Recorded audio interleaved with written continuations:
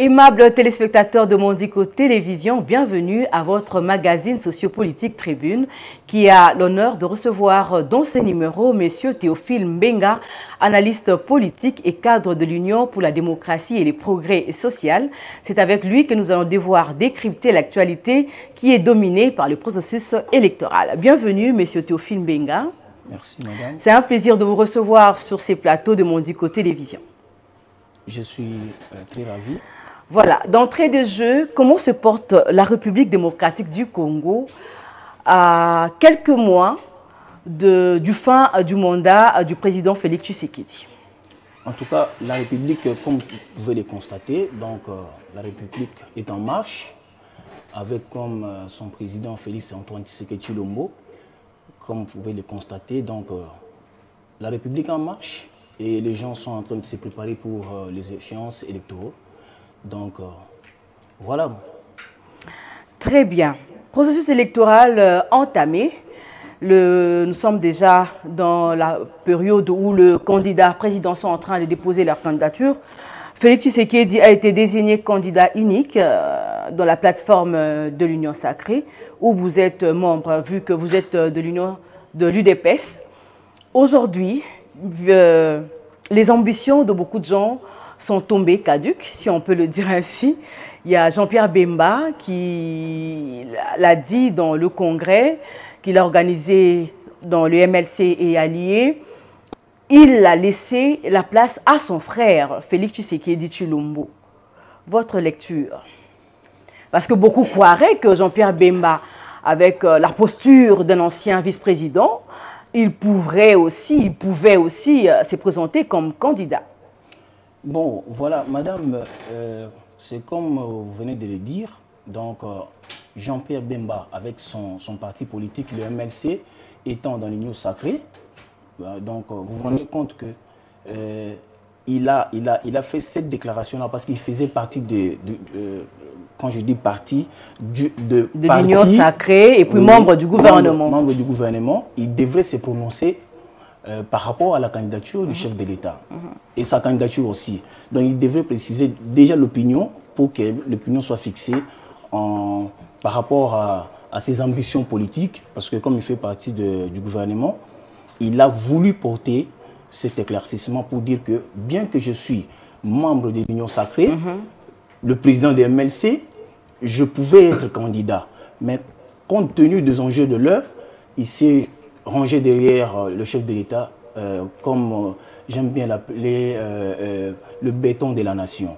Donc vous voyez, il a dit, je renonce à ma candidature et je soutiens la candidature. Je porte la candidature de mon frère en plus. Notre frère. C'est une phrase, c'est un mot qu'il faut retenir, ça dit beaucoup. Parce que souvenez-vous, lors de consultations que le chef de l'État avait initiées avant de sortir l'Union sacrée, au sortir de sa rencontre avec son frère Félix Antoine Tshisekedi Tshilombo, il a dit quelque chose que les journalistes l'ont posé la question, il a dit que je soutiens le dialogue entre nous frères. Et lors de son congrès, il a encore utilisé le mot frère. Donc vous comprenez déjà que ça dit beaucoup, il est derrière son frère. Alors que dans l'opinion, beaucoup croiraient que Jean-Pierre Bemba s'est fait petit, vu qu'il est vice-premier ministre. Accepter d'être vice-premier ministre, ministre de la Défense nationale. Madame, nous sommes en politique. La politique est dynamique. C'est toujours dans le souci de soutenir son frère. Exactement, parce que vous vous souvenez que dans notre pays, il faudrait que les Congolais soient ensemble. Parce que nous avons affaire... L'union fait la force. Exactement. Nous avons affaire à des gens qui étaient avec nous et qui se sont dit qu'ils sont des Congolais. Mais au finish, on voit des comportements un peu du genre aller à l'encontre de l'intérêt général. C'est ainsi que les gens comme le président Jean-Pierre Bemba, un homme que j'apprécie beaucoup, avec son calme, tout ça, il a levé l'option de pouvoir être du bon côté de l'histoire. Vous voyez? Il a renoncé à ses ambitions politiques et il a dit clairement que je dois soutenir mon frère parce qu'en ce moment ici, nous devons nous soutenir. Nous tenir la main dans la main pour faire face à ces gens-là qui veulent que ce pays soit balkanisé, que ce pays demeure dans les désordres pour que ça profite aux détracteurs. C'est pour cette raison-là que tous, ils pouvaient avoir les ambitions, mais ils ont renoncé à leurs ambitions d'être candidats à l'élection présidentielle pour être derrière celui qui incarne, la politique, qui incarne des valeurs d'un démocrate. Vous voyez, Félix-Antoine Tshisekedi Tshilombo. Parce qu'il a démontré à tout le monde que vous pouvez me faire confiance et me soutenir dans le temps qui est fixé par la Constitution, dans le mandat, donc premier mandat, et puis il peut aussi prendre... En parlant de mandat, oui. Vous pensez qu'il aura la chance de briguer un deuxième mandat avec tout ce qu'on a connu? Il y a la guerre à l'Est qui n'a pas pu se taire. Le peuple d'abord, la famine qui a continué. On nous a parlé du poulet béton qu'on n'a jamais vu sur le marché. Le pain, le prix du pain qui ne cesse de galoper. En dehors du fait qu'il y a la gratuité de l'enseignement, la gratuité de la maternité, vous pensez qu'aujourd'hui, Félix Tshisekedi, avec tous les candidats qui s'annoncent déjà, qui s'affichent déjà, Félix Tshisekedi aura cette chance de briguer son deuxième mandat? Madame, je peux vous dire, et je suis certain, que le président Félix Tshisekedi n'a pas de concurrent. Il n'a pas quelqu'un, je ne vois pas en face de lui quelqu'un qui peut... Non, mais en parlant qu'il n'a pas de concurrent, oui. Il faut quand même évoquer certaines réalisations qui feraient en sorte que on voit réellement qu'il n'y a pas de concurrent. Madame. Parce que la liste ne cesse de s'allonger. Il y a Denis Mukwege. Bon, j'en viens, parce que vous m'avez posé la question. Très bien, allons-y. Est-ce que Félix Tshisekedi pouvait avoir la deuxième chance. La chance, tout ça. Je vous ai dit que lorsque vous voyez l'Union... Parce qu'il n'y a pas très longtemps, on nous a montré plutôt dans les réseaux sociaux, oui. je le précise, oui. Qu'il y avait un arrangement. On nous a même montré des documents qui ont circulé dans les réseaux sociaux, oui. Qu'il y avait un arrangement entre le président sortant et Félix Tshisekedi. Ce n'est pas un secret, c'est le Corneille Nangaa qui a fait ces révélations. Bon, je sais que Corneille Nangaa, en tant que président, ancien président d'une institution comme la CENI, qui se permet de dire des choses sur la place publique comme ça, franchement, je ne m'en reviens pas. Parce que si vous comprenez bien, Corneille Nangaa est dans la peau d'un politicien maintenant. Parce qu'il me semble qu'il doit entamer sa carrière politique. Il avait même lancé un parti politique. Oui, mais quand on est politique, on doit quand même faire très attention avec, parce que je sais qu'il s'aligne dans... On est soumis à des droits de réserve. Mais oui, madame. Mais pourquoi seulement en ce moment ici? Il est président, ancien président. C'est lui qui avait organisé les élections de 2018. Mais il fallait le dire au début du mandat. S'il y avait accord, même s'il y avait accord. C'était pour sauver. Il a dit que c'était pour sauver la République. Non, si vous suivez ses propos, il a dit qu'il y avait un accord. Mais l'accord, c'est... On nous a même montré un document sur les réseaux sociaux qui n'a pas été signé. Je ne veux pas entrer contre-signé par... Oui, bon, tu vois, dans les réseaux sociaux, il y a aussi à boire à manger là-dedans. Il faut prendre des choses avec beaucoup de réserve. Alors, si il y avait un accord, mais ce n'est pas à Corneille Nangaa de nous dire ça. Ou en ce moment ici, il devrait déjà le dire au début du mandat. Que voilà, il y avait un accord, Félix Tshisekedi a violé. Or, vous avez suivi le président, il a dit que... Non. S'il nous avait dit que, voilà, c'est moi qui ai organisé les élections en 2018, Félix Tshisekedi n'avait pas gagné les élections. Il n'y aurait pas de contradiction. Il n'y aurait pas. Mais maintenant, vous avez attendu depuis le début. On est à la fin du mandat. Et Corneille Nangaa débarque, il commence à nous dire, Félix Tshisekedi n'a pas... il n'a pas respecté les accords. Mais l'accord, c'est une affaire de privé. Ce n'est pas une qui n'engage pas. Ça engage deux personnes ou deux partis. C'est un accord. Ce n'est pas une constitution de la République. Vous vous êtes entendus. Parce que j'ai vu aussi cette histoire, ces documents-là dans le réseau. S'il s'avère vrai qu'il y a eu un accord entre les deux présidents, un président sortant et un président entrant. Mais ça disait quoi? Vous devenez président, vous n'allez pas poursuivre les caciques. Hein, de poursuite, chasse à l'homme, tout ça, pour des gens qui ont géré. N'allez pas fouiner. N'allez pas fouiner, il ne faut pas suivre tout ça. Mais madame, mais ça chose qui n'a pas été respectée. Non, non, attendez. J'ai dit que s'il s'avère vrai que ce document a été établi par ces deux personnalités, mais ce n'est même pas le moment. Pourquoi il a attendu tout ce temps-là pour venir le dire à la fin du mandat? Revenons au deuxième mandat. Y a-t-il de chance ou pas? Pour Félix Tshisekedi. Mais Félix Tshisekedi a le soutien de son peuple.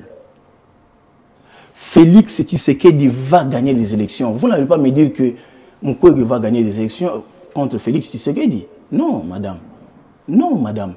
Vous suivez le discours de Mukwege dans son exposé pour annoncer la candidature officiellement. Je ne m'en revenais pas. J'ai dit, mais c'est quoi cette histoire ici? Il dit, je ne le fais pas pour l'intérêt, ni pour le pouvoir. Mais vous déposez la candidature pour faire quoi? Parce qu'en politique, parce qu'on sous-entend que tu es politique, tu as des ambitions, tu as des désirs, tu veux faire des choses pour ta population. Mais lorsque vous dites que je ne le fais pas pour l'intérêt, ni pour le pouvoir, mais tu déposes quand même la candidature, ça veut dire que toi-même, tu n'étais pas convaincu d'être candidat. Or, en politique, on doit être convaincu de deux choses. Soit on le fait pour les intérêts, soit on le fait parce que tu es convaincu, parce que tu as des ambitions. Je trouve que c'est du théâtre. Voilà une raison de plus qui témoigne que nous sommes dans un état de droit. C'est ça la démocratie. Laissez les gens, parce qu'on ne peut pas empêcher les gens d'exprimer leurs désirs. Quand bien même je me dis que ce n'est pas ses désirs, peut-être il est poussé. Il est poussé pour poser seulement la candidature, pour poser, parce que ce n'est pas normal. Quelqu'un qui vient, il dit que je suis candidat à la présidentielle, mais qui dit que je ne le fais pas pour l'intérêt, ni pour le pouvoir. Mais tu le fais pourquoi?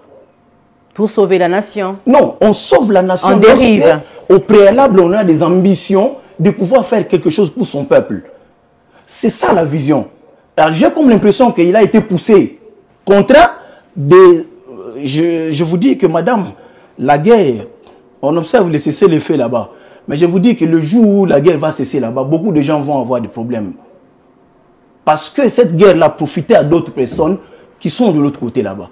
Et maintenant que la chose commence à s'atténuer, et voilà les autres, maintenant, ils deviennent des candidats, tout ça qu'on sort. Mais c'est au film Benga, vous voulez dire que le docteur Denis Mukwege n'a pas de fondement politique? Mais il n'en a pas, nous le connaissons tous, madame. Madame, et entre parenthèses, cette histoire je ne suis pas contre le docteur, il fait un travail magnifique de l'autre côté par rapport à nos mamans, tout ça, qui ont été donc brutalisées, tout ça. Il fait un travail formidable, je n'ai pas un problème contre lui. Il n'aurait pas dû faire traverser de côté la politique. Il a été poussé de le faire. Il a été poussé parce que franchement... Bon. Et vous ne pensez pas, pour avoir été à l'est de la République, vivant ces atrocités, avec ces femmes qui viennent vers lui, ça poussé, ça fait naître des ambitions? Non, madame. Parce que, souvenez-vous, le chef de l'État a promis, au début de ses fonctions, que il fera tout de son... Pour qu'il y ait la paix à l'est de la République. Mais justement, malheureusement, il n'y a toujours pas de paix. Non, et il a même promis d'aller habiter. Et malheureusement, on ne l'a jamais vu passer la nuit. Non, non, il a passé la nuit plusieurs fois. Il était à Goma. Vous vous souvenez, le président a passé beaucoup de temps là-bas à l'est de la République. En fait, le problème, c'est quoi? Le président Félix Tshisekedi a trouvé un pays par terre sur tous les plans. OK? Un pays qu'on a géré pendant 18 ans par d'autres personnes qui devraient faire mieux les choses. Et voilà, le président Félix entre au pouvoir, il trouve beaucoup de situations sur sa table, notamment la guerre à l'Est. Une situation qu'il a connue en tant qu'opposant, en tant que... Mais justement. En tant qu'opposant, en tant que fils du Sphinx. Ce n'était pas une nouveauté pour lui. Oui, parce que quand on dit gouverner, c'est prévoir. C'était une situation connue. Ce n'était pas une situation qui est tombée comme un cheveu dans la soupe. Madame, je peux vous dire que on avait les temps ici, dans les réseaux sociaux, on voyait partout. C'était presque chaque semaine. On décapitait les gens, on coupait les têtes, on déshumanisait l'être humain. Mais depuis un certain temps, ces choses-là ne se passent plus. Oui, depuis qu'on a décrété l'état de siège. Ça, c'est une évidence. Mais les gens font semblant parce que, je vous ai dit donc, au début de l'émission que le pays est en marche.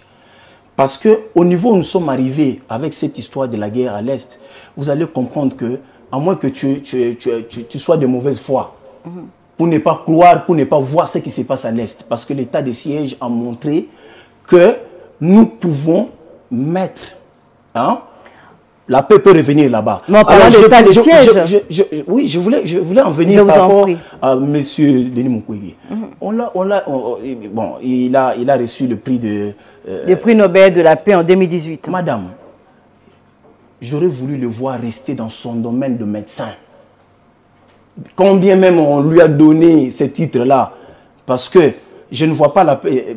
En ce moment, il ne l'a pas mérité, vous pensez? Non, mais il n'y a pas... Vous l'avez vanté ici, il était en train de réparer. Oui, il était en train de réparer. C'est sur le plan de médecine. Quelqu'un qu'on donne le prix Nobel de la paix, ça veut dire que ce monsieur s'est battu avec des groupes armés, il a en fini avec eux et la paix est revenue à l'Est de la République. C'est ce genre de personnes qu'on octroie, ce titre-là. Mais à ce que moi je sache, il est médecin, il répare les dames qui ont été abusées de l'autre côté. Coup de chapeau à lui. Mais la guerre, elle demeure. C'est là que je ne comprends pas. Ce n'est qu'une candidature. Oui. Et vos apaisements, ce n'est qu'une candidature. Non, c'est vous, madame. Les élections, la population qui est souveraine aura à trancher. Exactement. J'ai souligné ça ici. Nous sommes en démocratie. Laissez les gens s'exprimer. Si quelqu'un veut être candidat, on ne va pas l'empêcher. Et c'est ça du bon côté du Félix Tshisekedi, avec la démocratie en place et l'état de droit. N'empêchez pas les gens de s'exprimer. Vous savez citer l'état de droit. Oui. Lui-même, le chef de l'État, il n'y a pas très longtemps, il a déploré la justice, le fait que comment la justice est rendue en plus démocratique du monde, ça veut dire qu'il y a des problèmes. On ne peut pas vanter aujourd'hui, dans les réalisations du chef de l'État, l'état de droit. Non. Parce que ce n'est pas encore vraiment effectif. Lui-même, il a exprimé ce regret. Non, madame, dans ces secteurs. Il a exprimé par rapport à certains dossiers et par rapport aux agissements des magistrats qu'on sort. Dans tout le pays, il y a toujours ce genre de personnes. Vous n'allez pas dire que ça se passe seulement en République démocratique du Congo. Non, non. Même aux États-Unis, ces choses se passent dans la magistrature. Puisque c'était un slogan, état de droit. Il fallait quand même, on sente, avec les arrestations des opposants, madame, on peut se poser des questions, est-ce que l'état de droit est... Oui, l'état de droit existe bel et bien dans ce pays, parce que, vous vous souvenez pour le journaliste qu'on venait d'arrêter, Stanis Boujakia. Oui, vous avez suivi longuement le président, ce qu'il a dit. Parce que les gens, j'ai comme l'impression que les gens ne comprennent pas, nous sommes en démocratie. Il y a la séparation du pouvoir. Il faut laisser la magistrature faire son travail. C'est une institution. Le président ne peut pas s'en mêler là-dedans. Il va intervenir lorsqu'il sent que les libertés des gens, les libertés des expressions, les libertés des gens sont bafouées par la justice. En ce moment-là, il a fait allusion à ça dans son intervention à New York. C'est pour vous dire quoi? Le président veut montrer aux gens que ne donnez pas l'image qu'on n'en a pas. Le pays est en marche. Bien sûr, on a des faiblesses, mais l'état des droits existe dans notre pays. Aujourd'hui, à l'époque, tu pouvais être dans un plateau de télévision comme ça, tu parles contre le régime passé. Et au sortir du plateau, et puis... on te prend et puis J'ai reçu, il n'y a pas très longtemps, j'ai reçu les communicateurs du FCC qui se plaignent aussi de la même méthode de travail. Ils sont malmenés, ils sont arrêtés, des arrestations arbitraires. Il y a même un de leurs qui est porté disparu. Madame, regardez la différence qui existe entre ce régime de Félix Tshisekedi et celui de son prédécesseur.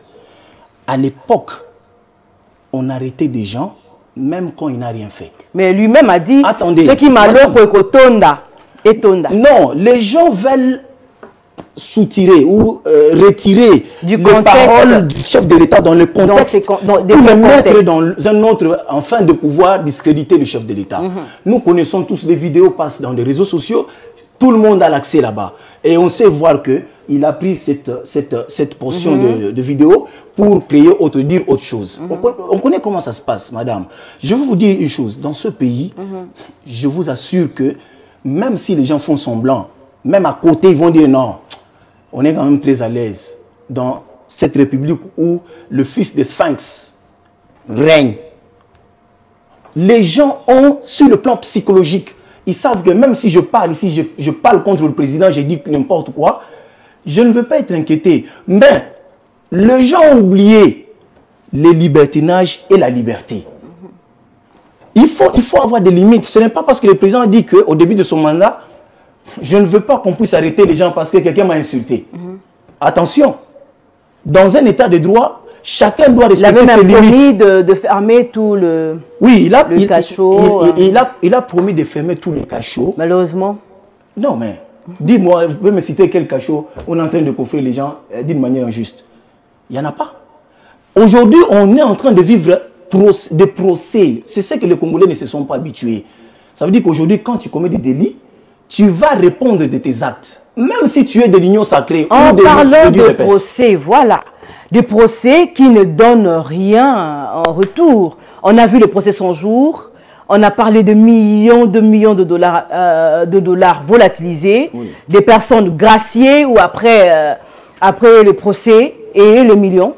Mais madame, si il arrivait qu'on arrête quelqu'un, parce que nous avons comme l'impression dans notre pays que lorsque la justice interpelle quelqu'un, il est directement voleur, il est directement coupable. C'est ça l'impression que l'opinion publique a. C'est comme ça que l'autre fois le chef de l'État avait dit on doit voir quand même avec ces genres d'agissement de la justice, parce qu'une fois on arrête quelqu'un, c'est déjà dans les réseaux sociaux, tout ça, on doit changer un peu de tactique pour le faire.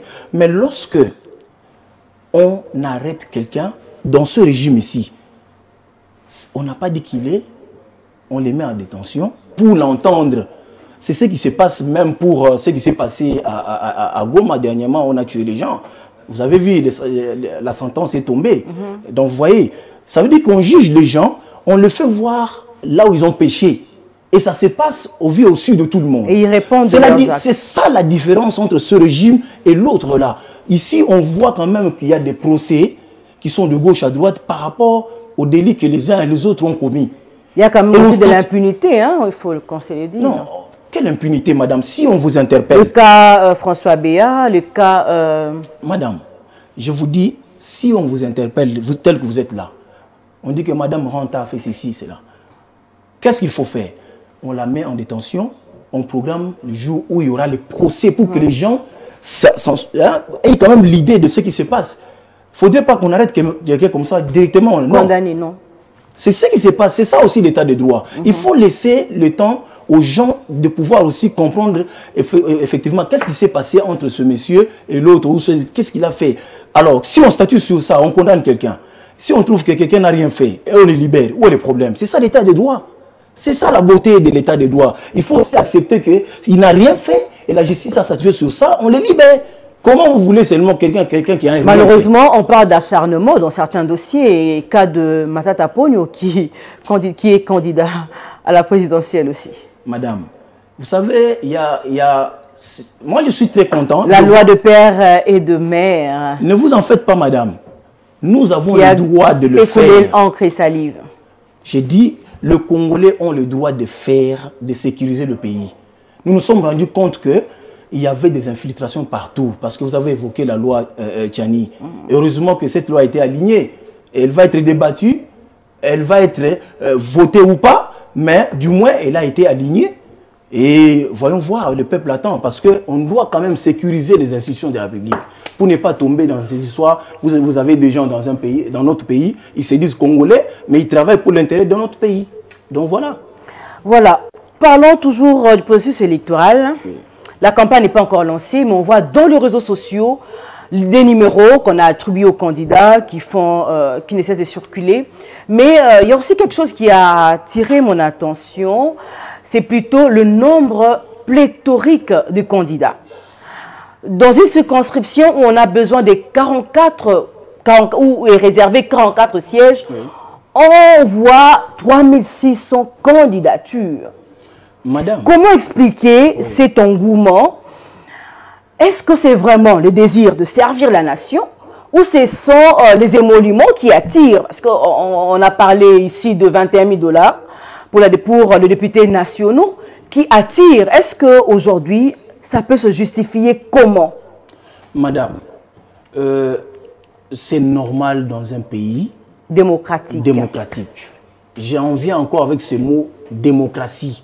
Dans le pays où Félix Antoine Tshisekedi Tshilombo est le président de la République, c'est ça la beauté de la démocratie. Vous n'allez pas interdire aux gens de postuler, d'exprimer leurs ambitions politiques. Parce que si vous les empêchez aussi, vous allez enfreindre à la loi. La loi permet à tout le monde de s'exprimer. Si malheureusement, il y a même des gens qui ont déjà deux professions, des journalistes, des avocats, qui abandonnent leur profession pour devenir politique. C'est là où se pose le problème. Bon, c'est ça. Peut-on dire aujourd'hui que la politique est le moyen le plus facile pour s'enrichir? Bon, c'est ça l'impression que les gens donnent, ok? Parce que normalement, vous voyez, la politique, elle est au-dessus de... Hein, tout le monde s'intéresse de la politique. Si vous vous occupez pas de la politique vous s'occupera de vous. Voilà. C'est dans cette optique-là. Justement, parce que... Où ce sont les émoluments, le 21 000 $ américains. Bon, je ne dis pas que c'est faux ou c'est vrai. Sans compter d'autres avantages. Bon, je sais que je ne veux pas dire ici, sur ce plateau ici, que les gens commencent à accuser les uns et les autres par rapport à leurs ambitions. Mais ce qui est vrai, dans cette République, on laisse la liberté aux gens de s'exprimer par rapport à leurs ambitions politiques. Et pour cela, la CENI a prévu que tout le monde vienne déposer leur candidature par l'étrichement de leur parti politique ou regroupement politique. Et c'est ce qui s'est passé. Quand vous atteignez le seuil, donc voilà, donc vous aurez plusieurs candidats. Et bien que sur le plan national, il n'y a que 44 au niveau de trucs. Donc, vous voyez, alors... Moi, je trouve que laissez tout le monde s'exprimer. Dans le Haut-Katanga, 44 sièges, oui, près de 3500 candidatures. Ah, c'est lui qui est... À l'Équateur, 19 sièges, oui, 1062 candidatures. C'est énorme. Exagéré. Oui, c'est exagéré, mais vous ne pouvez rien faire. Ce n'est pas à la CENI de commencer à rejeter. La CENI a comme mission de recevoir. Et si on donnait raison à toutes ces personnes qui croient que oui, on pouvait supprimer ces institutions qui sont de toute façon budgétaires? Bon, ce sont des avis hein, des uns et des autres. Donc, ce sont les gens, chacun a sa manière de voir les choses. Et les autres disent on peut supprimer par exemple les Sénats parce que c'est budgétaire. Les assemblées provinciales. Les assemblées provinciales, tout ça. Donc, vous comprenez. Donc, ce sont des opinions que les gens aimaient dans les réseaux sociaux ou sur un plateau de télévision. Mais on peut rien faire. On ne peut pas condamner les gens. Ils sont libres de mettre empêcher. Leurs avis. Parce que si tu as dit ma semaine maintenant, dans la peau de commencer à arrêter. Je sais que à la CENI, les candidatures qui sont rejetées, ce sont des candidatures qui ne répondent pas aux critères. Très bien. Alors, si, dès lors que ils ont été retenus. En tout cas, ce n'est pas le problème de la CENI ou de laisser les gens concourir et puis on verra les vainqueurs donc, dans les prochains jours. Nous tendons vraiment, nous sommes arrivés à la fin de ces magazines, mais il y a un problème, bon, pas un problème, c'est une question épineuse dans la ville de Kinshasa, la gestion de la ville de Kinshasa.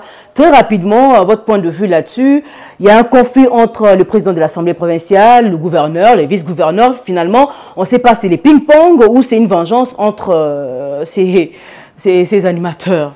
Bon, madame, c'est comme j'ai dit l'autre fois lors de notre émission précédente, j'avais dit... le peuple n'a pas besoin de ce genre de scénario. Vous voyez, dans plusieurs assemblées provinciales, hein, de provinces, il y a eu des choses comme ça qui n'avancent en rien par rapport à chaque province. Vous voyez, tu vois, madame, le chamaillerie là, ça ne permet pas à la République d'avancer. C'est-à-dire que les gens, quand ils... Parce qu'il y a déjà une plainte qui a été déposée contre Godempoy. Oui, j'ai suivi ça. Mais le problème, c'est quoi? Est-ce que la population a besoin de ça? Parce que si vous voyez dans la ville de Kinshasa, il y a beaucoup de choses à faire. Kinbopeto. Qu'on ne fait pas. Et voilà, on nous entame dans une histoire de personnalité. Le transport aujourd'hui, c'est vraiment un casse-tête. Le matin, vous payez 1000 francs, le soir, vous payez 2000 francs et personne n'est là pour suivre. Il y a des ministres provinciaux du transport qui n'est pas visible, qui n'est pas connu de la population. Ce sont des problèmes qui devaient peut-être les intéresser. Malheureusement, à la fin du mandat, aucune sanction, pas de contrôle parlementaire là-dessus.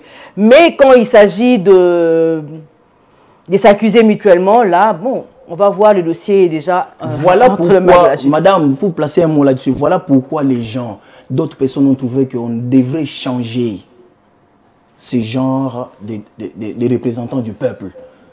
D'autres personnes ont trouvé qu'on doit arriver là pour changer les choses. Voilà pourquoi il y a les élections. Voilà.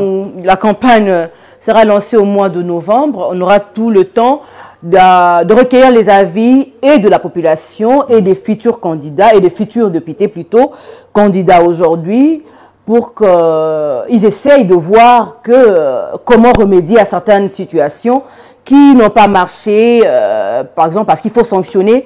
La sanction et les élections, c'est pour sanctionner soit positivement, soit négativement. Nous sommes arrivés à la fin de notre magazine. Un dernier mot avant de nous séparer.